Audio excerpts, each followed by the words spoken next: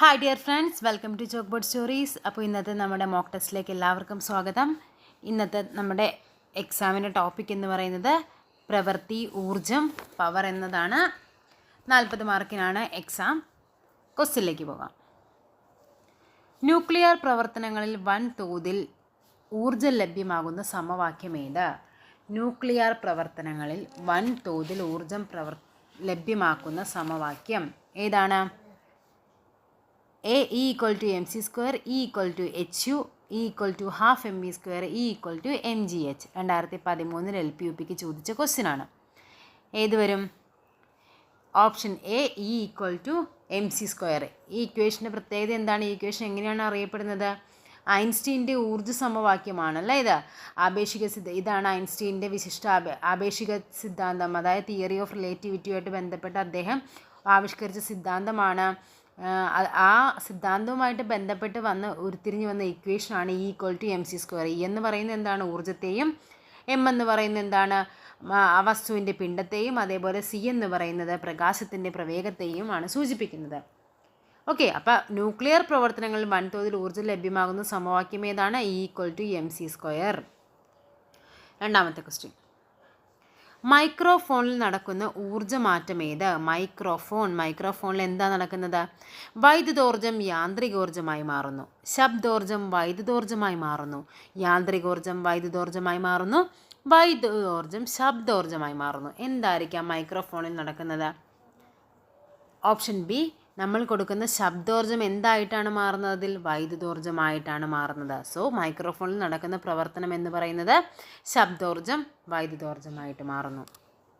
മൂന്നാമത്തെ ക്വസ്റ്റ്യൻ, പ്രവൃത്തി ചെയ്യാനുള്ള കഴിവാണ് ദ്രവ്യം, ബലം, ഊർജം, പിണ്ഡം. ഏതാണ് പ്രവൃത്തി ചെയ്യാനുള്ള കഴിവെന്ന് പറഞ്ഞാൽ എന്താണ്? അത് ഓപ്ഷൻ സി, ഊർജ്ജമാണ്. ഒരു പ്രവൃത്തി, അതായത് നമുക്കിപ്പോൾ ഇവിടെ ഇരിക്കുന്ന ഒരു പേന നമുക്ക് എടുക്കണമെങ്കിൽ എന്താണ്? നമുക്കൊരു ഊർജ്ജം വേണം. അപ്പോൾ എന്തൊരു പ്രവൃത്തിയും നമുക്ക് ചെയ്യണമെങ്കിൽ നമുക്ക് എന്താണ് വേണ്ടത്? ഊർജ്ജമാണ് വേണ്ടത്. നെക്സ്റ്റ് ക്വസ്റ്റ്യൻ, ഊർജ്ജത്തിൻ്റെ CGS യൂണിറ്റ് ഏത്? എർഗ്, വാട്ട്, കിലോഗ്രാം പെർ മണിക്കൂർ, ന്യൂട്ടൺ മീറ്റർ. ഏതാണ് ഊർജ്ജത്തിൻ്റെ CGS യൂണിറ്റ്? ഏത് വരും? ഓപ്ഷൻ എ, എർഗാണ് ഊർജ്ജത്തിൻ്റെ CGS യൂണിറ്റ് എന്ന് പറഞ്ഞാൽ. അതായത് 1 ജൂൾ എന്ന് പറഞ്ഞാൽ 10⁻⁷ എർഗാണ്. നമ്മൾ ഇന്നലെ പഠിച്ചിരുന്നു അല്ലേ? 1 ന്യൂട്ടൺ എന്ന് പറഞ്ഞാൽ എത്രയാണ്? 10⁵ ഡൈൻ ആണെന്ന് പഠിച്ചു. അതേപോലെ 1 ജൂൾ എന്ന് പറഞ്ഞാൽ 10⁻⁷ എർഗാണ്. അഞ്ചാമത്തെ ക്വസ്റ്റ്യൻ, ഒരു വസ്തുവിൻ്റെ സ്ഥാനം മൂലം ലഭ്യമാകുന്ന ഊർജ്ജം ഏത്?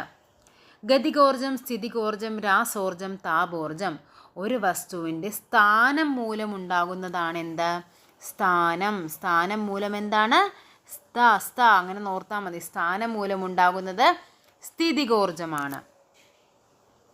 തറയിലിരിക്കുന്ന ഒരു വസ്തുവിൻ്റെ സ്ഥിതികോർജ്ജം എത്രയായിരിക്കും? തറയിലിരിക്കുന്ന ഒരു വസ്തുവിൻ്റെ സ്ഥിതികോർജ്ജം എന്താണ്? അത് ഭൂമിയായിട്ട് അല്ലേ അടുത്തല്ലേ ഇരിക്കും. തറയിലാകുമ്പോഴേക്കും അതിൻ്റെ സ്ഥിതികോർജ്ജം എന്ന് പറയുന്നത് ഓപ്ഷൻ എ 0 ആയിരിക്കും ആൻസർ. 0, 9.8 joule, 10 joule, 39.2 joule. അപ്പോൾ ഏതാണ് ആൻസർ വരുന്നത്?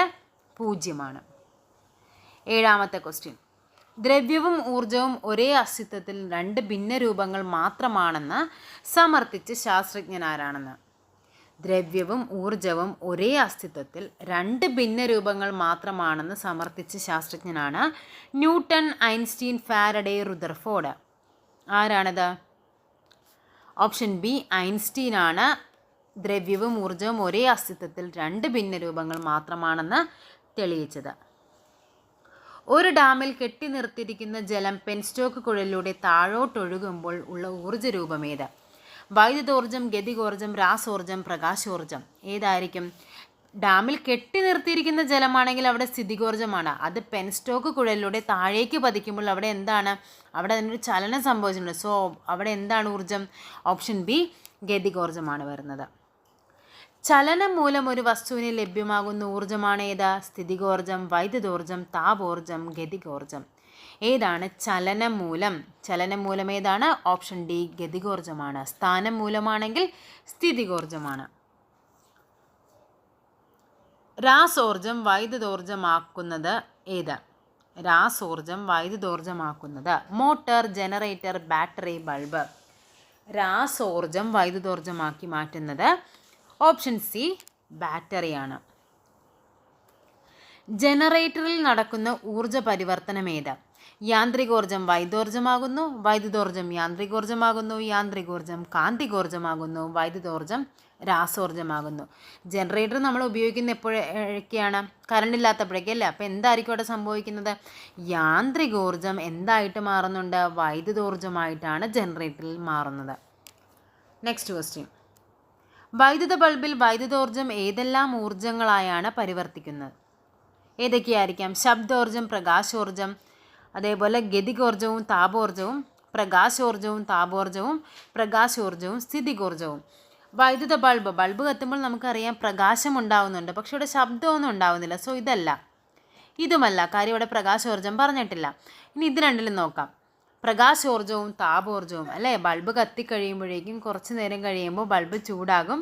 അപ്പോൾ എന്ത് സംഭവിക്കുന്നുണ്ട്? അവിടെ താപോർജ്ജം ഉണ്ടാകുന്നുണ്ട്. സോ വൈദ്യുത ബൾബിൽ നടക്കുന്ന രാസപ്രവർത്തനം എന്ന് പറയുന്നത് വൈദ്യുതോർജ്ജം എന്തായിട്ട് മാറുന്നുണ്ട്? പ്രകാശോർജ്ജവും താപോർജ്ജവുമായിട്ട് മാറുന്നു. Next question. താഴെ പറയുന്നവയിൽ പാരമ്പര്യേതര ഊർജ്ജ സ്രോതസ്സുകളിൽ പെടാത്തതേത്? പാരമ്പര്യ ഇതര ഊർജ്ജ സ്രോതസ്സുകളാണ്. വേലിയോർജ്ജം, കാറ്റിൽ നിന്നുള്ള ഊർജ്ജം, സൗരോർജ്ജം, കൽക്കരി. ഏത് വരും ആൻസർ? പാരമ്പര്യ ഇതര ഊർജ്ജ സ്രോതസ്സാണ്. അതായത് പാരമ്പര്യമായിട്ട് നമുക്ക് ലഭിക്കുന്നതല്ല. വേലിയോർജ്ജം അല്ലേ, നമുക്ക് എന്താ നമ്മൾ ഉപയോഗിക്കും തോറും അതൊരിക്കലും തീരത്തില്ല. കാറ്റിൽ നിന്നുള്ള ഊർജ്ജം അതൊക്കെ നമുക്ക് അല്ലേ പാരമ്പര്യ ഇതര ഊർജ്ജ സ്രോതസ്സുകളാണ്. സൗരോർജ്ജം. അപ്പോൾ കൽക്കരി എന്താണ് അല്ലേ, നമുക്ക് പാരമ്പര്യമായിട്ട് കിട്ടിയിരിക്കുന്ന സാധനമാണ് കൽക്കരി എന്ന് പറയുന്നത്. അതായത് നമ്മളത് ഉപയോഗിക്കും തോറും എന്താണ് തീർന്നു പോയിക്കൊണ്ടിരിക്കും. അപ്പോൾ പാരമ്പര്യ ഇതര ഊർജ്ജ സ്രോതസ് എന്ന് പറയുമ്പോൾ ആൻസർ എന്ത് വരും? കൽക്കരി വരും. താഴെ കൊടുത്തിരിക്കുന്നതിൽ പാരമ്പര്യ ഇതര ഊർജ്ജ സ്രോതസ് ഏതെന്നാണ് ചോദിച്ചിരിക്കുന്നത്? കൽക്കരി, സൗരോർജ്ജം, പെട്രോളിയം ഇവയൊന്നുമല്ല. ഏതായിരിക്കും ആൻസർ? കൽക്കരി എന്ന് പറയുന്നത് എന്താണ്? പാരമ്പര്യ ഇതര ഊർജ്ജ സ്രോതസ്സാണോ? പാരമ്പര്യ ഊർജ്ജ സ്രോതസ്സാണ്. കാര്യം എന്താ, അത് ഉപയോഗിക്കും തോറും തീർന്നു പോയിക്കൊണ്ടിരിക്കുന്നുണ്ട്. അതേപോലെ തന്നെയാണ് പെട്രോളിയവും. അപ്പോൾ ഇവിടെ എന്താണ്? ഓപ്ഷൻ ബി സൗരോർജ്ജമാണ് പാരമ്പര്യ ഇതര ഊർജ്ജ സ്രോതസ്സിന് ഉദാഹരണമായിട്ട് വരുന്നത്. Next question. നെഗറ്റീവ് പ്രവൃത്തിക്ക് ഉദാഹരണങ്ങൾ ഏതെല്ലാം? ഒരു വസ്തു താഴേക്ക് വീഴുമ്പോൾ ഗുരുത്വാകർഷണ ബലം ചെയ്യുന്ന പ്രവൃത്തി, ഒരു വസ്തു ഉയർത്തുമ്പോൾ ഗുരുത്വാകർഷണ ബലം ചെയ്യുന്ന പ്രവൃത്തി, ഒരു വസ്തു ചരിവ് തലത്തിലൂടെ താഴേക്ക് നിരങ്ങി നീങ്ങുമ്പോൾ ഘർഷണ ബലം ചെയ്യുന്ന പ്രവൃത്തി. ഏതൊക്കെയാണ് നെഗറ്റീവ് പ്രവൃത്തി എന്നാണ് ചോദിച്ചിരിക്കുന്നത്. നമുക്ക് ആദ്യം എന്താണ് നെഗറ്റീവ് പ്രവൃത്തി എന്നറിയണ്ടേ? എന്താണ് നെഗറ്റീവ് പ്രവൃത്തി എന്ന് പറഞ്ഞാൽ, അതായത് നമ്മൾ ബലം പ്രയോഗിക്കുന്ന ദിശയ്ക്ക് എതിർ ദിശയിലായിട്ട് സ്ഥാനാന്തരം സംഭവിക്കും. അതായത് നമ്മളിപ്പോൾ എക്സാമ്പിൾ പറയാനാണെങ്കിൽ, ഇപ്പം എന്താണ്, മാങ്ങ താഴത്തേക്ക് വീഴുവാണ് അല്ലേ. മാവിൽ നിന്ന് മാങ്ങ താഴേക്ക് വീഴുമ്പോഴേക്കും നമ്മൾ ഇവിടെ ഇതാണ് ഭൂമിയെങ്കിൽ ഭൂമി എന്താണ്, മാങ്ങയിലേക്ക് ഒരു ബലം പ്രയോഗിക്കുന്നുണ്ട് ഇങ്ങോട്ടേക്ക്. അതേ ദിശയിൽ തന്നെയാണ് എന്ത് സംഭവിക്കുന്നത്? മാങ്ങ താഴേക്ക് വീഴുന്നത്. അപ്പം വസ്തു താഴേക്ക് വീഴുമ്പോൾ ഗുരുത്വാകർഷണ ബലം ചെയ്യുന്ന എന്ത് പ്രവൃത്തിയാണത്? ഒരു പോസിറ്റീവ് പ്രവൃത്തിയാണ്. അപ്പോൾ ഇത് നെഗറ്റീവ് അല്ല. ഒരു വസ്തു ഉയർത്തുമ്പോൾ നമ്മൾ എന്താണ്, ഇവിടുന്ന് ഇത് ഭൂമിയാണെങ്കിൽ ഈ ഭൂമി ഇവിടെ ഇരിക്കുന്നൊരു വസ്തുവിൽ എന്താണ്, ഒരു ഗുരുത്വാകർഷണ ബലം ഇങ്ങോട്ടേക്ക് വരുന്നുണ്ട്. നമ്മൾ ആ വസ്തുവിനെ മുകളിലേക്ക് ഉയർത്തുവാണെങ്കിൽ അവിടെ എന്ത് സംഭവിക്കുന്നുണ്ട്? ഗുരുത്വാകർഷണ ബലം താഴോട്ടും നമ്മൾ ആ വസ്തുവിനെ മുകളിലേക്കുമാണ് ഉയർത്തുന്നത്. അപ്പോൾ അവിടെ എന്താണ്, നമ്മൾ കൊടുക്കുന്ന എന്താണ് ബലം പ്രയോഗിക്കുന്ന ദിശയ്ക്ക് എതിർ ദിശയിലായിട്ടാണ് ആ വസ്തുവിന് എന്ത് സംഭവിച്ചിരിക്കുന്നത്? സ്ഥാനാന്തരം സംഭവിച്ചിരിക്കുന്നത്. സോ ഇതൊരു നെഗറ്റീവ് പ്രവൃത്തിയാണ്. ഒരു വസ്തു ചരിവ് തലത്തിലൂടെ താഴേക്ക് നിരങ്ങി നീങ്ങുമ്പോൾ ഇങ്ങനെ ഇരിക്കുന്ന സാധനത്തിൽ ഒരു ബോൾ, ഈ ബോൾ എന്താണ്, ഇങ്ങോട്ടേക്കൊരു ബലമുണ്ട്, ഒരു ഘർഷണബലമുണ്ട്. പക്ഷേ അതിനെതിരായിട്ടാണ് ഇത് ചലിച്ചുകൊണ്ടിരിക്കുന്നത് അല്ലേ. ഘർഷണബലം ചെയ്യുന്ന പ്രവൃത്തി എന്ന് പറയുന്നത് ഒരു നെഗറ്റീവ് പ്രവൃത്തിയാണ്. അപ്പം നെഗറ്റീവ് പ്രവൃത്തിക്ക് ഉദാഹരണം എന്ന് ചോദിച്ചാൽ 2ഉം 3ഉമാണ്. സോ ഓപ്ഷൻ ഏത് വരും? ഇവിടെ 1, 2, 1, 3. ഓപ്ഷൻ സി ആണ് 2, 3 വരുന്നത്. അപ്പോൾ ഇതാണ് നെഗറ്റീവ് പ്രവൃത്തി എന്ന് പറയുന്നത്. ഓക്കെ. തലയിൽ ചുമടുമായി നടന്നു നീങ്ങുന്ന ഒരാൾ ചെയ്യുന്ന പ്രവൃത്തി എന്തായിരിക്കുമെന്ന്? തലയിൽ ചുമടുമായി നീങ്ങുന്ന ഒരാൾ ചെയ്യുന്ന പ്രവൃത്തി നെഗറ്റീവായിരിക്കും, 0 പോസിറ്റീവായിരിക്കും, കൃത്യമായി പറയാൻ കഴിയില്ല. എന്തായിരിക്കും ആൻസർ വരുന്നത്? ഒരു പ്രവൃത്തി നടന്നു എന്ന് വരണമെങ്കിൽ അവിടെ എന്താണ്, അവിടെ ഉപയോഗിക്കുന്ന ബലത്തിന് എന്തുണ്ടാവണം? ബലം ഇൻറ്റു സ്ഥാനാന്തരമാണ്. ഇവിടെ അയാളുടെ തലയിലാണ് ചുമടിരിക്കുന്നത്, അതിന് അനക്കമൊന്നും സംഭവിക്കുന്നില്ല. സോ അവിടെ എന്തായിരിക്കും? അതെപ്പോഴും, അതായത് ഇവിടെ ഡിസ്പ്ലേസ്മെൻ്റ് ഇല്ല, അതവിടെ 0ആണ്. സോ വർക്ക് എന്ന് പറയുന്നത് എന്തായിരിക്കും? 0 സോ ഓപ്ഷൻ ബി ആണ് ആൻസർ ആയിട്ട് വരുന്നത്. ഓക്കെ. Next question.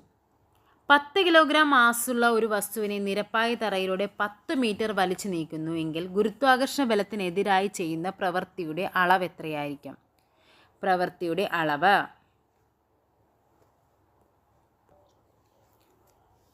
എത്രയായിരിക്കും ആൻസർ വരുന്നത്? 1000 joule, 1 joule, 100 joule, 0.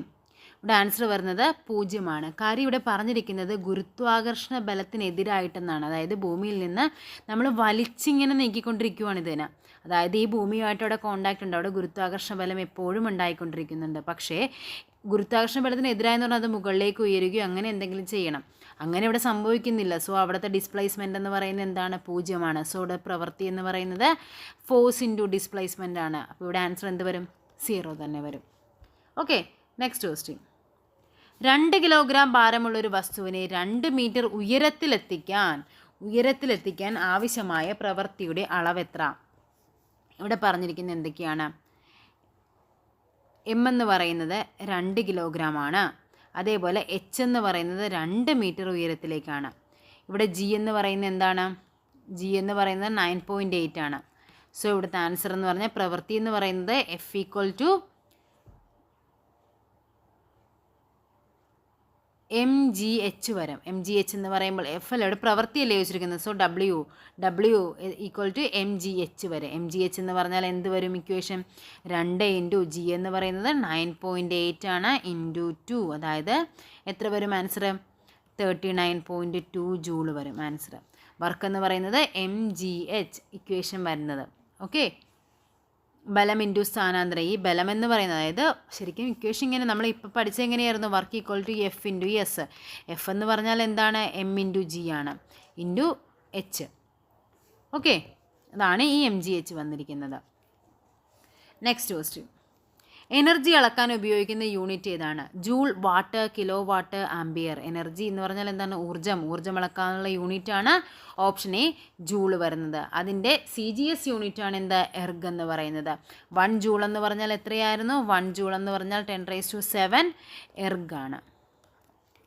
Next question. ഭൂമിയിലെ ഊർജ്ജത്തിൻ്റെ ഉറവിടം ഏതാണ് ഭൂമിയിലെ ഊർജ്ജത്തിൻ്റെ ഉറവിടം? ജലം, സസ്യങ്ങൾ, സൂര്യൻ, മണ്ണ്. എളുപ്പമാണ് അല്ലേ? ഓപ്ഷൻ സി സൂര്യനാണ് ഭൂമിയിലെ ഊർജത്തിൻ്റെ ഉറവിടം എന്ന് പറയുന്നത്. പദാർത്ഥങ്ങളിൽ അടങ്ങിയിരിക്കുന്ന ഊർജം ഏതാണ്? താപോർജം, യാന്ത്രികോർജം, രാസോർജം, പ്രകാശോർജം. ഏതായിരിക്കും പദാർത്ഥങ്ങൾ അടങ്ങിയിരിക്കുന്ന ഊർജം? അത് ഓപ്ഷൻ സി രാസോർജമാണ്. Next question. ഭൂമിയെ ചുറ്റിക്കൊണ്ടിരിക്കുന്ന ചന്ദ്രൻ്റെ ആകെ ഊർജം എന്താ? ഭൂമിയെ ചുറ്റിക്കൊണ്ടിരിക്കുന്ന ചന്ദ്രൻ്റെ ആകെ ഊർജം നെഗറ്റീവ്, പോസിറ്റീവ്, 0 ഇവയൊന്നുമല്ല. ഓപ്ഷൻ എ നെഗറ്റീവാണ്. നന്നായിട്ട് പഠിച്ചു വെച്ചു. ഭൂമിയെ ചുറ്റിക്കൊണ്ടിരിക്കുന്ന ചന്ദ്രൻ്റെ ഊർജം എന്ന് പറയുന്നത് നെഗറ്റീവും, ഭൂമിയെ ചുറ്റിക്കൊണ്ടിരിക്കുന്ന ചന്ദ്രൻ ചെയ്യുന്ന പ്രവൃത്തിയാണ് ചോദിക്കുന്നതെങ്കിൽ അതെന്തായിരിക്കും? 0 ആയിരിക്കും. ഭൂമിയെ ചുറ്റിക്കൊണ്ടിരിക്കുന്ന ചന്ദ്രൻ്റെ ആകെ ഊർജം എപ്പോഴും നെഗറ്റീവായിരിക്കും. ഭൂമിയെ ചുറ്റിക്കൊണ്ടിരിക്കുന്ന ചന്ദ്രൻ ചെയ്യുന്ന പ്രവൃത്തി എപ്പോഴും എന്തായിരിക്കും? 0 നെക്സ്റ്റ് ക്വസ്റ്റ്യൻ. ഒരു പാരമ്പര്യ ഊർജ്ജ സ്രോതസ് ഏത്? സൗരോർജം, കാറ്റിൽ നിന്നുള്ള ഊർജ്ജം, തിരമാലയിൽ നിന്നുള്ള ഊർജ്ജം, LPG. ഏതായിരിക്കും പാരമ്പര്യമായിട്ട് നമുക്ക് കിട്ടുന്നത്? ഓപ്ഷൻ ഡി LPG ആയിരിക്കും. Liquefied petroleum gas. 24ാമത്തെ ക്വസ്റ്റ്യൻ. ചുവടെ കൊടുത്തിട്ടുള്ളവയിൽ പാരമ്പര്യ ഇതര ഊർജ്ജ സ്രോതസ്സുകളിൽ പെടാത്തതേത്? സൗരോർജം, കാറ്റിൽ നിന്നുള്ള ഊർജ്ജം, പെട്രോളിയം, തിരമാലയിൽ നിന്നുള്ള ഊർജ്ജം. ഏതായിരിക്കും പാരമ്പര്യ ഇതര ഊർജ്ജ സ്രോതസ്സുകളിൽ പെടാത്തത്? ഓപ്ഷൻ സി പെട്രോളിയം ആയിരിക്കും. 25ാമത്തെ ക്വസ്റ്റ്യൻ. താഴെ തന്നിരിക്കുന്നതിൽ പാരമ്പര്യ ഊർജ്ജ സ്രോതസ് ഏതാണ്? കാറ്റ്, തിരമാല, മണ്ണെണ്ണ, സൗരോർജം. ഏതായിരിക്കും പാരമ്പര്യ ഊർജ്ജ സ്രോതസ്? അറിയാമല്ലേ, മണ്ണെണ്ണയാണ്. 26ാമത്തെ ക്വസ്റ്റ്യൻ. താഴെ തന്നിട്ടുള്ളവയിൽ നിന്നും ശരിയായ പാരമ്പര്യ ഇതര ഊർജ്ജ സ്രോതസ്സുകൾ കണ്ടെത്തുക. സൗരോർജം, ജൈവവാതകവും സൗരോർജവും, കാറ്റിൽ നിന്നുള്ള ഊർജം. Option A 1, option B 1, 2, option C 1, 2, 3, option D ഇവയൊന്നുമല്ല. അപ്പോൾ ചോദിച്ചിരിക്കുന്നത് എന്താണ്? പാരമ്പര്യ ഇതര ഊർജ്ജ സ്രോതസ്സുകളാണ് ചോദിച്ചിരിക്കുന്നത്. ഏതായിരിക്കും? സൗരോർജം. നമുക്കറിയാം അല്ലേ, പാരമ്പര്യ ഇതര ഊർജ്ജ സ്രോതസ്സുകളാണ്. ജൈവവാതകവും സൗരോർജവും അതും പാരമ്പര്യ ഇതര ഊർജ്ജ സ്രോതസ്സാണ്. കാറ്റിൽ നിന്നുള്ള ഊർജ്ജം, ഇതെല്ലാം എന്താണ്? പാരമ്പര്യ ഇതര ഊർജ്ജ സ്രോതസ്സുകളാണ്. സോ ഓപ്ഷൻ സി 1, 2, 3 ആണ് ആൻസർ ആയിട്ട് വരുന്നത്.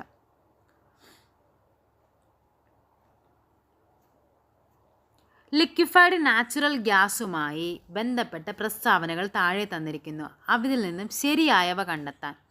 വാഹനങ്ങളിലും വ്യവസായശാലകളിലും തെർമൽ പവർ സ്റ്റേഷനുകളിലും ഇന്ധനങ്ങളായി ലിക്വിഫൈഡ് നാച്ചുറൽ ഗ്യാസ് ഉപയോഗിക്കുന്നു. ശരിയാണ്. നമ്മളിപ്പോൾ LNG വാഹനങ്ങളൊക്കെ ഉണ്ട്. പ്രകൃതിവാതകത്തെ ദ്രവീകരിച്ച് ദൂരസ്ഥലങ്ങളിലേക്ക് കൊണ്ടുപോകാൻ സാധിക്കുന്നുണ്ടോ? അതാണ് ലിക്വിഫൈഡ് നാച്ചുറൽ, അല്ലേ? അതെന്താണ്? ലിക്വിഫൈ ചെയ്തിട്ട് നമുക്ക് ദൂരസ്ഥലങ്ങളിലേക്ക് കൊണ്ടുപോകാൻ പറ്റും. അപ്പോൾ അതും എന്താണ്? ശരിയായ പ്രസ്താവനയാണ്. അന്തരീക്ഷ താപനിലയിൽ വീണ്ടും വാതകമാക്കി പൈപ്പ് ലൈനുകളിലൂടെ വിതരണം ചെയ്യാനും കഴിയും, അല്ലേ? അതും കറക്റ്റാണ്. ലിക്വിഫൈഡ് നാച്ചുറൽ ഗ്യാസിലെ പ്രധാന ഘടകം ബ്യൂട്ടൈൻ ആണോ? അല്ല. അതെന്താണ്? മീഥെയ്ൻ ആണ്. LPGയിലെ പ്രധാന ഘടകമാണ് ബ്യൂട്ടൈൻ എന്ന് പറയുന്നത്. ബ്യൂട്ടൈൻ എന്താണ്? LPGക്ക് മണമില്ലാത്തൊരു വാതകമാണ്, അല്ലേ? ലിക്വിഫൈഡ് പെട്രോളിയം ഗ്യാസ് എന്ന് പറഞ്ഞാൽ LPG ലീക്ക് ആകുമ്പോൾ ആ മണം ഉണ്ടായി എന്ന് മനസ്സിലാക്കാൻ വേണ്ടി നമ്മൾ ചേർക്കുന്ന എന്ത് സാധനമാണ്?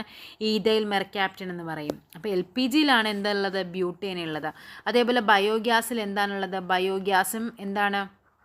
മീഥെയ്ൻ ആണ്.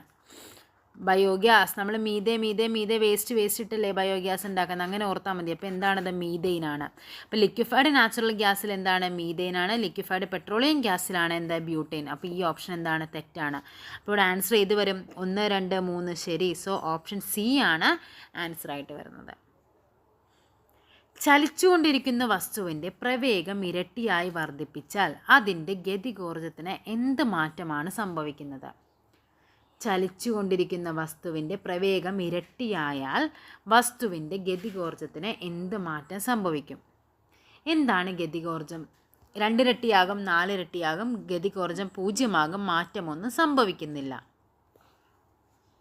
ഇതെങ്ങനെയാണ് ഇങ്ങനത്തെ പ്രോബ്ലം വരുമ്പോഴേക്കും കണ്ടുപിടിക്കേണ്ടത്? ഗതികോർജ്ജം എന്ന് പറയുന്നതിൻ്റെ ഇക്വേഷൻ എന്താണ്? ഗതികോർജ്ജം എന്ന് പറഞ്ഞാൽ ½ ആണ് ഗതികോർജ്ജത്തിൻ്റെ ഇക്വേഷൻ. ഇവിടെ നമ്മളോട് പറഞ്ഞിരിക്കുന്നത് എന്താണ്? പ്രവേഗം ഇരട്ടിയാക്കി, ഇത് ഇരട്ടിയാക്കി. സോ ഇവിടെ ഇക്വേഷനിൽ മാറ്റമൊന്നും വരുന്നില്ല. ½ എന്ന് പറയുന്നത് 2v ആക്കി, 2v² ആക്കി. ഓക്കെ, അപ്പോൾ ഇവിടെ എന്ത് വരും? ½ ഇവിടെ 2ൻ്റെ സ്ക്വയർ എത്രയാണ്? 4. ഇത്രയുമാണ് അതിൻ്റെ ഗതികോർജ്ജം എന്ന് പറയുന്നത്. അത് എത്രയായിട്ട് മാറും? 4 മടങ്ങായിട്ട് മാറും. സോ ഓപ്ഷൻ ബി 4 ഇരട്ടിയായിട്ടാണ് മാറുന്നത്. ഇങ്ങനത്തെ ക്വസ്റ്റ്യനൊക്കെ ഇക്വേഷൻ ഇട്ട് വേണം ചെയ്ത് നോക്കേണ്ടത്. അപ്പോൾ നമുക്ക് എളുപ്പത്തിൽ കിട്ടും അത്. ഓക്കെ, നെക്സ്റ്റ് ക്വസ്റ്റ്യൻ നോക്കാം. മാസ് പകുതിയാക്കുകയും പ്രവേഗം ഇരട്ടിയാക്കുകയും ചെയ്താൽ വസ്തുവിൻ്റെ ഗതികോർജ്ജം. അപ്പോൾ വസ്തുവിൻ്റെ ഗതികോർജ്ജം കൈനറ്റിക് എനർജി എന്ന് പറയുന്നത് ½ ആണ്. ഇവിടെ എന്താ ചെയ്തിരിക്കുന്നത്? മാസ് പകുതിയാക്കി. സോ ½ ആക്കി മാറ്റി. പ്രവേഗം ഇരട്ടിയാക്കി മാറ്റി, 2v² ആക്കി മാറ്റി. എന്തൊക്കെ സംഭവിക്കുമെന്ന് നോക്കാം നമുക്ക്. ½4v² എന്ന് വരും. നമ്മുടെ ഇക്വേഷൻ എങ്ങനെയാണ്? ½ അല്ലേ? ഇവിടെ എന്ത് വരും? ഇതും കട്ടായി പോകും, ബാക്കി 2 വരും. അപ്പോൾ ഈ ഹാഫ് നമുക്ക് വേണം, നമുക്ക് വേണം, ഈ v² നമുക്ക് വേണം. ബാക്കി ഇവിടെ എക്സ്ട്രാ എന്തുണ്ട്? ഒരു 2 ഉണ്ട്, അല്ലേ? ഇത്രയുമാണ് നമ്മുടെ ഇക്വേഷൻ. നമ്മൾ ഇതിവിടെ കട്ട് ചെയ്ത് വെക്കരുത്. കാര്യം നമുക്ക് കൈനറ്റിക് എനർജി എന്ന് പറഞ്ഞാൽ ½ ആണ്. അത് എത്രയായിട്ട് മാറി? 2 മടങ്ങായിട്ട് മാറി. സോ ഇവിടെ എന്തായിരിക്കും ആൻസർ? മാസ് പകുതിയാക്കുകയും പ്രവേഗം ഇരട്ടിയാക്കുകയും ചെയ്താൽ വസ്തുവിൻ്റെ ഗതികോർജ്ജം എന്താണ്? ഇരട്ടിയാകും. ഓപ്ഷൻ ബി ഇരട്ടിയാകുന്നു. Next question. ഒരു ഉപഗ്രഹത്തിൻ്റെ ഗതികോർജ്ജം 2mJ എങ്കിൽ ആ ഉപഗ്രഹത്തിൻ്റെ ആകെ ഊർജ്ജം എത്രയായിരിക്കും? 4mJ, 6mJ, -2mJ, -4mJ. നല്ലൊരു ക്വസ്റ്റ്യനാണിത്. അധികം കാണാത്തൊരു ടൈപ്പ് ക്വസ്റ്റ്യനാണ്. എന്താ ചോദിച്ചിരിക്കുന്നത്? ആകെ ഊർജ്ജം എന്ന് പറയുന്നത് എപ്പോഴും എന്തായിരിക്കും? കൈനറ്റിക് എനർജിയും പൊട്ടൻഷ്യൽ എനർജിയും തമ്മിൽ കൂട്ടുന്നതായിരിക്കും ആകെ ഊർജ്ജം എന്ന് പറയുന്നത്. ഇവിടെ നമുക്ക് തന്നിരിക്കുന്നത് പൊട്ടൻഷ്യൽ എനർജി എന്ന് പറയുന്നത് 2mJ ആണ്.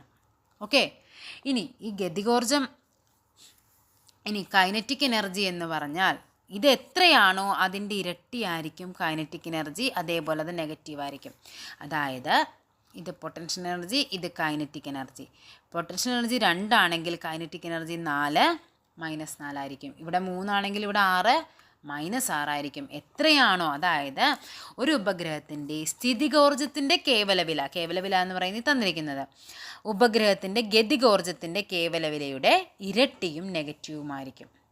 ഓക്കെ, ഗതികോർജത്തിൻ്റെ ഇരട്ടിയും നെഗറ്റീവുമായിരിക്കും എന്തെന്ന് പറയുന്നത്, സ്ഥിതികോർജം എന്ന് പറയുന്നത്. അപ്പോൾ ഇവിടെ തന്നിരിക്കുന്ന എന്താണ്, പൊട്ടൻഷ്യൽ എനർജി 2 mg ആണ് എന്നറിയാം. പൊട്ടൻഷ്യൽ എനർജി 2 mg ആണെന്നറിയാം. കൈനറ്റിക് എനർജി -4 mg ആണ്. അപ്പോൾ ഇവിടെ എന്ത് വരും ആൻസർ? ആകെ ഊർജ്ജം എന്ന് പറഞ്ഞാൽ, ടോട്ടൽ എനർജി എന്ന് പറഞ്ഞാൽ 2 + -4 ആയിരിക്കും. സോ ആൻസർ എന്ത് വരും? -2 mg. ഇതാണ് ഇവിടുത്തെ ആകെ ഊർജ്ജം എന്ന് പറയുന്നത്. സോ ഓപ്ഷൻ സി -2 mg ആയിരിക്കും ആകെ ഊർജ്ജം എന്ന് പറയുന്നത്. Next question. 30 മീറ്റർ ഉയരമുള്ളൊരു കെട്ടിടത്തിൽ നിന്ന് 50 ഗ്രാം ഭാരമുള്ളൊരു കല്ല് താഴെ എത്തുമ്പോൾ അതിൻ്റെ പ്രവേഗം ഏകദേശം എത്ര മീറ്റർ/സെക്കൻഡ് ആയിരിക്കും? എത്രയായിരിക്കും എന്നാണ് ചോദിച്ചിരിക്കുന്നത്. 30.32, 24.25, 45.54, 60.64. എത്രയായിരിക്കും? ഇവിടെ നമുക്ക് എന്തൊക്കെ തന്നിട്ടുണ്ട്? ഹൈറ്റ് തന്നിട്ടുണ്ട് അല്ലേ? ഹൈറ്റ് എന്ന് പറയുന്നത് 30 മീറ്റർ ആണ്. മാസ് എം എന്ന് പറയുന്നത് എത്രയാണ്? 50 ഗ്രാം ആണ്. പിന്നെ എന്താ പറഞ്ഞിരിക്കുന്നത്? കല്ല് താഴേക്ക് എത്തുമ്പോൾ പ്രവേഗം ചോദിച്ചിട്ടുണ്ട്. അപ്പോൾ ആദ്യം നമുക്ക് എന്ത് കണ്ടുപിടിക്കണം? ഊർജം കണ്ടുപിടിക്കണം. അതായത് പ്രവേഗം കണ്ടുപിടിക്കാൻ വി എന്ന് പറയുന്ന ഒരു ഇക്വേഷൻ ഉണ്ട്, √2pe / m എന്ന് പറയുന്നത്. അപ്പോൾ നമുക്ക് പി എന്ന് പറയുന്നത് എന്താ? പൊട്ടൻഷ്യൽ എനർജിയാണ്. അപ്പോൾ നമുക്ക് അത് ആദ്യം കണ്ടുപിടിക്കണം. സോ പൊട്ടൻഷ്യൽ എനർജി എന്ന് പറഞ്ഞാൽ ഇക്വേഷൻ എന്താണ്? mgh ആണ് പൊട്ടൻഷ്യൽ എനർജിയുടെ ഇക്വേഷൻ. എം എന്ന് പറഞ്ഞാൽ എത്രയാണ്? 50 × ജി എന്ന് പറഞ്ഞാൽ 9.8 × ഹൈറ്റ് എന്ന് പറഞ്ഞാൽ എത്രയാണ്? 30. സോ ഇവിടുത്തെ ആൻസർ 14700 ജൂൾ വരും. ഇതാണ് പൊട്ടൻഷ്യൽ എനർജി എന്ന് പറഞ്ഞാൽ. ഇനി നമ്മളോട് ചോദിച്ചിരിക്കുന്നത് എന്താണ്? പ്രവേഗമല്ലേ ചോദിച്ചിരിക്കുന്നത്. അതായത് വി എന്ന് പറഞ്ഞാൽ √2 × 14700 / 50 എന്ന് വരും. അതായത് √588 വരും. ഇതിൻ്റെ ആൻസർ വരുന്നത് 24.25 മീറ്റർ/സെക്കൻഡ് ആണ്. ഓക്കെ, അപ്പോൾ ഇവിടെ എങ്ങനെയാണ് പറഞ്ഞിരിക്കുന്നത്? 30 മീറ്റർ ഉയരമുള്ള കെട്ടിടത്തിൽ നിന്ന് 50 ഗ്രാം ഭാരമുള്ള കല്ല് താഴെ എത്തുമ്പോൾ അതിൻ്റെ പ്രവേഗം ഏകദേശം എത്രയായിരിക്കും എന്നാണ് ചോദിച്ചിരിക്കുന്നത്. അപ്പോൾ ഇവിടെ എങ്ങനെ വരും? വി എന്ന് പറയുന്നത് 2 × പൊട്ടൻഷ്യൽ എനർജി / m ആണ്. ഇവിടെ നമുക്ക് പൊട്ടൻഷ്യൽ എനർജി തന്നിട്ടില്ല, അത് ആദ്യം കണ്ടുപിടിക്കണം mgh വെച്ചിട്ട്. Okay, next question.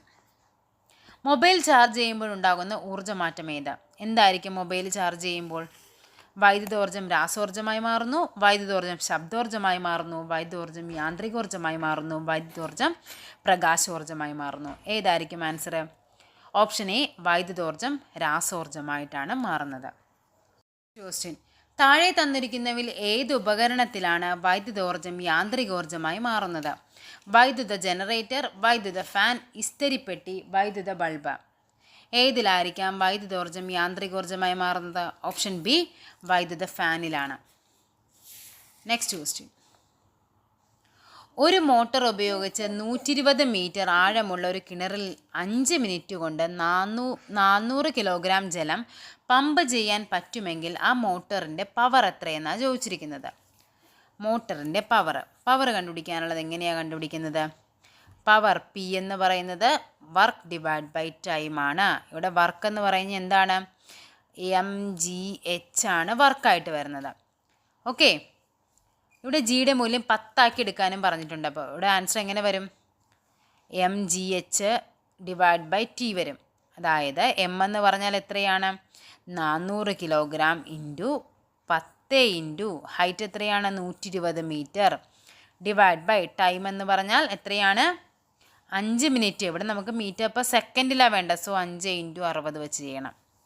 ഓക്കെ, ഇതെല്ലാം കൂടി കട്ട് ചെയ്ത് പോകുമ്പോഴേക്കും ഇവിടെ 2 ഇതും കൂടി കട്ടായി പോകും. 2 വരും. 4 × 4 16 വരും. സോ 1600 വാട്ടാണ് എന്ത് വരുന്നത്? ഇതിൻ്റെ പവർ എന്ന് പറയുന്നത്. അപ്പം മോട്ടറിൻ്റെ പവർ കണ്ടുപിടിക്കാനുള്ള ഇക്വേഷൻ വർക്ക് ഡിവൈഡ് ബൈ ടൈമാണ്. വർക്ക് എന്ന് പറയുന്നത് എന്താണ്? mgh ആണ്. ഇവിടെ എല്ലാം തന്നിട്ടുണ്ട്, ഡയറക്റ്റ് സബ്സ്റ്റിറ്റ്യൂട്ട് ചെയ്ത് കൊടുത്താൽ മതി. Next question. പ്രകാശ സംശ്ലേഷണം വഴി സസ്യങ്ങൾ സൗരോർജ്ജത്തെ രാസോർജ്ജമാക്കി മാറ്റുന്നു. ഓക്കെ, നെക്സ്റ്റ് പറഞ്ഞിരിക്കുന്നത് എന്താണ്? ഭൂമിയെ ചുറ്റിക്കൊണ്ടിരിക്കുന്ന ചന്ദ്രൻ ചെയ്യുന്ന പ്രവൃത്തി 0 ആയിരിക്കും. ഇത് നമ്മൾ നേരത്തെ പറഞ്ഞതാണ്. ഭൂമിയെ ചന്ദ്രൻ ചുറ്റിക്കൊണ്ടിരിക്കുകയാണെങ്കിൽ അതിൻ്റെ പ്രവൃത്തി എന്ന് പറയുന്നത് എപ്പോഴും എന്താണ്? 0 സോ ഇതിവിടെ ശരിയായ പ്രസ്താവനയാണ്. പ്രകാശ സംശ്ലേഷണം വഴി സസ്യങ്ങൾ സൗരോർജ്ജത്തെ രാസോർജ്ജമാക്കി മാറ്റിയാണ് സംഭരിക്കുന്നത്. ഇതും ശരിയായ പ്രസ്താവനയാണ്. 1 ശരി 2 തെറ്റ്, 1 തെറ്റ് 2 ശരി, 1ഉം 2ഉം തെറ്റ്, 1ഉം 2ഉം ശരി. ഏതായിരിക്കും? ഓപ്ഷൻ ഡി 1ഉം 2ഉം ശരിയാണ്. തറയിൽ നിന്ന് ഉയരം കൂടുമ്പോൾ സ്ഥിതികോർജ്ജം കുറയുന്നു. ഉയരത്തിൽ നിന്ന് താഴേക്ക് വരുമ്പോൾ സ്ഥിതികോർജ്ജം കൂടുന്നു. ജലസംഭരണിയിൽ ശേഖരിച്ചിരിക്കുന്ന ജലത്തിന് ലഭ്യമാകുന്ന ഊർജ്ജം സ്ഥിതികോർജ്ജമാണ്. 1 2 ശരി 3 തെറ്റ്, 1ഉം 2ഉം തെറ്റ്, 3 ശരി, 1ഉം 3ഉം ശരി, 2 തെറ്റ്, 2ഉം 3ഉം ശരി, 1 തെറ്റ്. എന്തായിരിക്കും ആൻസർ വരുന്നത്? തറയിൽ നിന്ന് ഉയരം കൂടുമ്പോൾ എന്തായിരിക്കും? സ്ഥിതികോർജ്ജം കുറയുകയല്ല ചെയ്യുന്നത്, സ്ഥിതികോർജ്ജം കൂടുന്നു. അപ്പം ഇതെന്താണ്? തെറ്റായ പ്രസ്താവനയാണ്. ഉയരത്തിൽ നിന്ന് താഴേക്ക് വരുമ്പോൾ സ്ഥിതികോർജ്ജം കൂടുന്നു. ഉയരത്തിൽ നിന്ന് താഴേക്ക് വരുമ്പോൾ സ്ഥിതികോർജ്ജം കുറയുകയാണ് ചെയ്യുന്നത്, അല്ലേ? ഉയരം കൂടുന്നതനുസരിച്ച് സ്ഥിതികോർജ്ജം കൂടുന്നു, ഉയരം കുറയുന്നതനുസരിച്ച് എന്ത് സംഭവിക്കുന്നു? സ്ഥിതികോർജ്ജം കുറയുന്നു. അപ്പോൾ ഇതും തെറ്റാണ്. ജലസംഭരണിയിൽ ശേഖരിച്ചു വെച്ചിരിക്കുന്ന ജലത്തിന് ലഭ്യമാകുന്ന ഊർജ്ജം എന്ന് പറയുന്നത് എന്താണ്? സ്ഥിതികോർജ്ജമാണ്, അല്ലേ? സംഭരണിയിൽ ശേഖരിച്ചു വെച്ചിരിക്കുന്ന സാധനത്തിന് എപ്പോഴും എന്താണ്? അതിൻ്റെ സ്ഥാനം കൊണ്ട് ലഭ്യമാകുന്ന ഊർജ്ജമാണ്. അപ്പോൾ അതെന്തായിരിക്കും? സ്ഥിതികോർജ്ജമായിരിക്കും. അപ്പോൾ ഇവിടെ ആൻസർ ചെയ്ത് വരും 1ഉം 2ഉം തെറ്റ്, 3 ശരി. സോ ഓപ്ഷൻ ബി ആണ് നമുക്ക് ആൻസർ ആയിട്ട് വരുന്നത്. Next question. 70 ഗ്രാം പിണ്ഡമുള്ള ഒരാൾ 90 ഗ്രാം പിണ്ഡമുള്ള ഒരു സ്കൂട്ടർ ഓടിച്ചു കൊണ്ടിരിക്കുകയാണ്. സ്കൂട്ടറിന് 20 മീറ്റർ/സെക്കൻഡ് പ്രവേഗമുണ്ടെങ്കിൽ ആകെ ഗതികോർജ്ജം എത്രയായിരിക്കും? ഗതികോർജ്ജമാണ് ചോദിച്ചിരിക്കുന്നത്. കൈനറ്റിക് എനർജി ഇക്വേഷൻ എന്താണ്? ഹാഫ് mv² ആണ് കൈനറ്റിക് എനർജിയുടെ ഇക്വേഷൻ. ഇവിടെ പറഞ്ഞിരിക്കുന്ന എം എന്ന് പറയുന്നത് ഇവിടെ എന്താക്കി വരണം? എം എന്ന് പറയുന്നത് ഈ 70ഉം അതേപോലെ അയാളുടെ മാസമായ 90ഉം എടുക്കണം, അല്ലേ? 70ഉം 90ഉം കൂടി കൂട്ടുമ്പോൾ നമുക്ക് എത്ര വരും? 160 വരും. അപ്പോൾ ഇവിടെ ഹാഫ് ഇൻറ്റു 160 ഇൻറ്റു വെലോസിറ്റി പറയുന്നത് എത്രയാണ്? 20 മീറ്റർ/സെക്കൻഡ്. സോ 20² വരും. അതായത് ആൻസർ വരുന്നത് 32,000 ജൂളാണ്, അതായത് 32 കിലോ ജൂള്. സോ ഇവിടെ ആൻസർ വരുന്നത് ഓപ്ഷൻ സി 32 കിലോ ജൂളാണ് ആൻസർ ആയിട്ട് വരുന്നത്. Next question. ആരോഗ്യവാനായ ഒരാളുടെ ഹൃദയം 1 മിനിറ്റിൽ 72 തവണ സ്പന്ദിക്കുന്നു. ഓരോ സ്പന്ദനത്തിനും 1 ജൂൾ ഊർജ്ജം വീതം ഉപയോഗിച്ചാൽ ഹൃദയത്തിൻ്റെ പവർ എത്രയായിരിക്കും? പവർ കണ്ടുപിടിക്കേണ്ട ഇക്വേഷൻ എന്താണ്? വർക്ക് ഡിവൈഡ് ബൈ ടൈം ആണ്. ഇവിടെ വർക്ക് എന്ന് പറയുന്നത് എത്രയാണ്? 72 തവണയാണ് സ്പന്ദിക്കുന്നത്. 1 ജൂൾ ഊർജ്ജം വീതം ഉപയോഗിക്കുന്നുണ്ട്. സോ ഇവിടെ എത്ര വരും? 72 ജൂൾ വരും. ഇവിടെ എത്ര വരും? അപ്പോൾ 72 ഡിവൈഡഡ് ബൈ 1 മിനിറ്റ് എത്രയാണ് പറയുന്നത്? ഓരോ മിനിറ്റാണ് പറയുന്നത്. അപ്പോൾ 1 മിനിറ്റ് എന്ന് പറഞ്ഞാൽ എത്രയാണ്? 60 സെക്കൻഡാണ്. സോ ഇവിടെ ആൻസർ എത്ര വരും? 72/60, അതായത് ആൻസർ 1.2 വാട്ടാണ് ആൻസർ ആയിട്ട് വരുന്നത്. സോ ഓപ്ഷൻ സി 1.2 വാട്ടാണ് ആൻസർ. താഴെ തന്നിരിക്കുന്ന പ്രസ്താവനകൾ പരിശോധിച്ച് ശരിയായി തിരഞ്ഞെടുക്കുക. ഊർജ്ജ സംരക്ഷണ നിയമം ആവിഷ്കരിച്ചത് ഐസക് ന്യൂട്ടനാണ്. 1 വാട്ട് അവർ എന്നത് 360 ജൂളാണ്. ഒരു വസ്തു പരമാവധി ഉയരത്തിലാണെങ്കിൽ അതിന് പരമാവധി ഗതികോർജ്ജവും തറയിൽ സ്പർശിക്കുന്ന സമയത്ത് ഉയർന്ന സ്ഥിതികോർജ്ജവും ലഭിക്കുന്നു. ഏതാണ് ശരിയായ പ്രസ്താവനകളെന്നാണ് ചോദിച്ചിരിക്കുന്നത്. ഓക്കെ, അപ്പോൾ ആദ്യത്തെ പ്രസ്താവന നോക്കിക്കേ. ഊർജ്ജ സംരക്ഷണ നിയമം ആരാണ് ആവിഷ്കരിച്ചത്? ഐസക് ന്യൂട്ടൻ ആണോ? അല്ല, ആൽബർട്ട് ഐൻസ്റ്റീൻ ആണ് ഊർജ്ജ സംരക്ഷണ നിയമം ആവിഷ്കരിച്ചത്. ഐൻസ്റ്റീൻ ആണ്. 1 വാട്ട് അവർ എന്ന് പറയുന്നത് 360 ജൂളാണോ? അല്ല, എത്രയാണ്? 3600 ജൂളാണ്. ഒരു 0 കൂടി വേണമായിരുന്നു. അപ്പോൾ ഇതും എന്താണ്? തെറ്റാണ്. നെക്സ്റ്റ് പറഞ്ഞിരിക്കുന്നത് എന്താണ്? ഒരു വസ്തുവിൻ്റെ പരമാവധി ഉയരത്തിലാണെങ്കിൽ അതിന് പരമാവധി ഗതികോർജവും തറയിൽ സ്പർശിക്കുന്ന സമയത്ത് സ്ഥിതികോർജവും ലഭിക്കുന്നു, ഉയർന്ന സ്ഥിതികോർജവും ലഭിക്കുന്നുണ്ട്. ഇതൊരു ശരിയായ പ്രസ്താവനയാണ്. നല്ല ഉയരത്തിലിരുന്നിട്ട് താഴേക്ക് പോരുവാണെങ്കിൽ അത് നല്ല ഗതികോർജമായിരിക്കും അതിനുണ്ടാവുന്നത്. അത് തറയിൽ സ്പർശിക്കുന്ന സമയത്ത് എന്താണ്, അതിന് നല്ല രീതിക്ക് എന്ത് സംഭവിക്കുന്നുണ്ട്, ഗതികോർജം ലഭിക്കുന്നുണ്ട്, സ്ഥിതികോർജവും ലഭിക്കുന്നുണ്ട്. അപ്പോൾ ഇവിടെ ഏതാണ് ശരി? 1 മാത്രം, 2 മാത്രം, 3 മാത്രം, 1 3 ശരി. ഓപ്ഷൻ സി 3 മാത്രമാണ് ഇവിടെ ശരിയായ പ്രസ്താവന എന്ന് പറയുന്നത്. Next question. 30 കിലോഗ്രാം പിണ്ഡമുള്ളൊരു വസ്തു തറയിൽ നിന്ന് 10 മീറ്റർ ഉയരത്തിൽ സ്ഥിതി ചെയ്യുന്നു. വസ്തുവിൻ്റെ സ്ഥിതികോർജം എത്ര? സ്ഥിതികോർജമാണ് ചോദിച്ചിരിക്കുന്നത്. കൈനറ്റിക് എനർജി ഇക്വേഷൻ എന്താണ്? mgh ആണ്.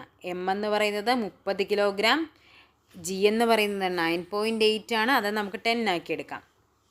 10 ഇൻറ്റു h എന്ന് പറയുന്നത് എത്രയാണ്? 10 മീറ്റർ ആണ്. സോ ഇവിടെ ആൻസർ എത്ര വരും? 30 ഇൻറ്റു 10 ഇൻറ്റു 10 എന്ന് വരും. ആൻസർ വരുന്നത് 3000 ജൂളാണ് ആൻസറായിട്ട് വരുന്നത്. ഓക്കെ, അപ്പോൾ ഇത്രയുമാണ് 40 ക്വസ്റ്റ്യൻസ് കഴിഞ്ഞു. എത്ര മാർക്ക് കിട്ടിയെന്ന് എന്തായാലും നിങ്ങൾ കമൻറ്റ് ചെയ്യണം. അപ്പോൾ ഒരു അടുത്തൊരു ടോപ്പിക്കുമായിട്ട് വീണ്ടും കാണാം. താങ്ക്